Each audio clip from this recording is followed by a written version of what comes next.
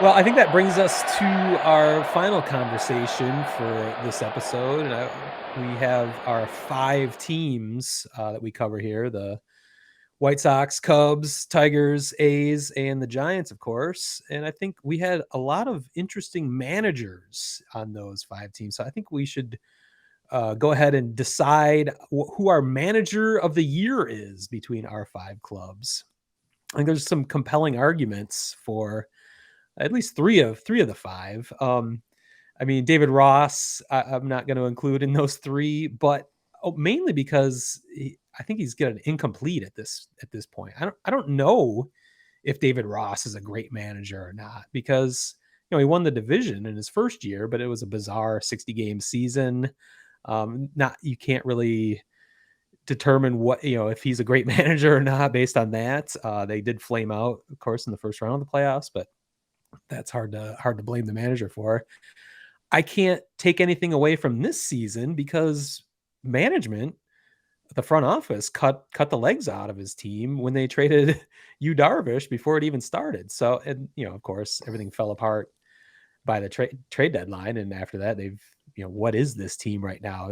Can you blame David Ross for what happened this year? I don't think so at all. So I'm not calling him manager of the year by any means, but I don't think he's necessarily the worst manager. I just have no idea. I think we're it's like we've hit the pause button on how to judge him, whether he's good or not. So I'm going to give him an incomplete so far.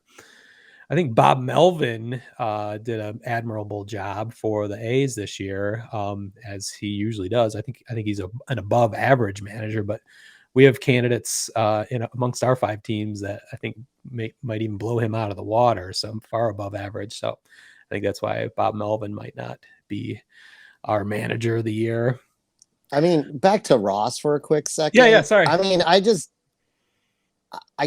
because of a COVID season and then his first full season and everything that happened, you could kind of give him like, okay, let's see what happens next year. But like with that core group of talented players who've all excelled on the other teams that they've gone and played for so far, he had their second biggest losing streak of the year.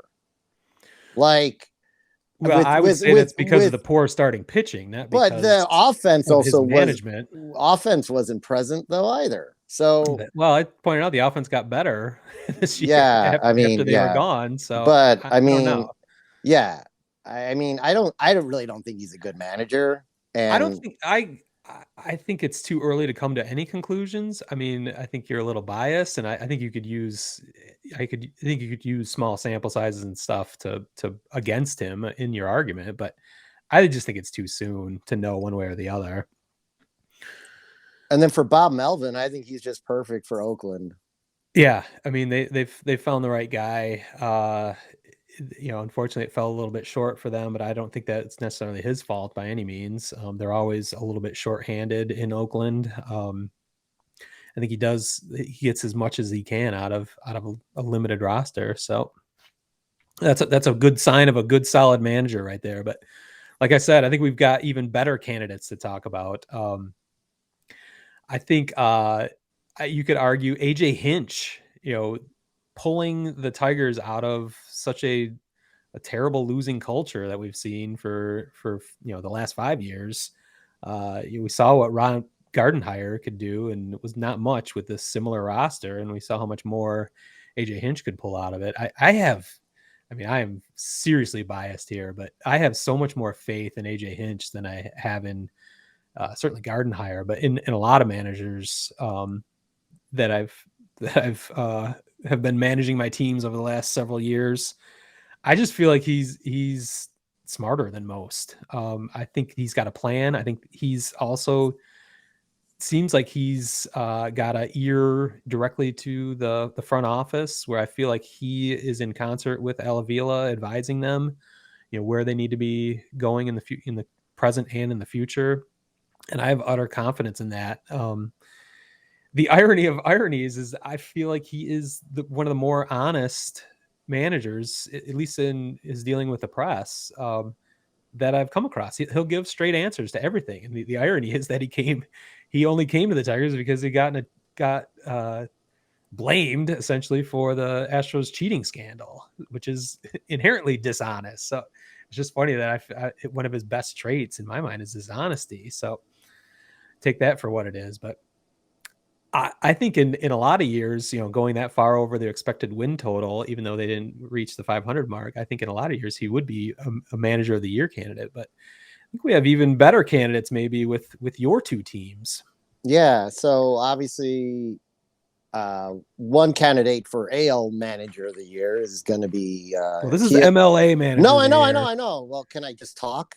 Is it cool? Okay. So anyway, wow. One candidate for AL Manager of the Year and as well as MLA Manager of the Year is TLR, and part of the reason is he managed a team and kept them going while they had horrendous and devastating injuries to their offense. He made some interesting calls early on in the season that people will still use against him, even though they won 93 games, easily won the division, in a division that was supposed to be a dogfight from everyone at the beginning of the season, and they were supposed to be a wild card team. So you take all that into account. He's definitely AL Manager of the Year, but I don't think he's worthy of MLA Manager of the Year because something that no one saw coming is I was even a little kind of like I was in between on TLR, but I was going to give him the benefit of the doubt because of his resume and thus far removing game one from what he's done this year. It's been pretty good, but Gabe Kapler was hired to steer the ship over in San Francisco in what everybody, not just us, everybody predicted to be more of like a rebuilding year, an in-between season. The biggest under-over for wins was 75.5. Wow, I hope you bet the over on that one, folks. 22 wins. They kind of crushed that. 32, sorry. Yeah, so what he did with basically what the front office did is took a run at a bunch of one-year pitchers looking to get better contracts next year. Do you have anything left in the tank? Are we going to get the good version of you, the bad version of you? And they kind of you'd almost think it's the Giants' season to win another World Series because you couldn't have had more things that fall into place. You have a resurgence of Brandon Crawford. Yeah, who saw that? Who earned himself a 2-year deal, who I thought for sure was gone. You've got, Posey, and now you got Belt. I guess Posey looked like he was like 10 years younger. Yeah, and maybe the season, the not playing an entire season allowed him to, rest his legs and get and have and be allowed to have that. But Brandon Belt was doing great. I guess the Muncy injury, as not to digress, but kind of the Belt Muncy injuries almost kind of cancel each other out. Again, making it even more even for the series. But what Gabe Kapler has done, managing the bullpen, using guys in key situations, and you never know how much is the manager or just like having a great staff there. I mean, that's a huge part of it, having a great staff. And I think that's something to talk about too with the Tigers, like the people that Hinch has put into place is a quality staff. He's got great advisors there, but like everything they've done, you couldn't have has exceeded every expectation. So to me, that's why easily Gabe Kapler should be the MLA Manager of the Year. Yeah, I think it's a runaway.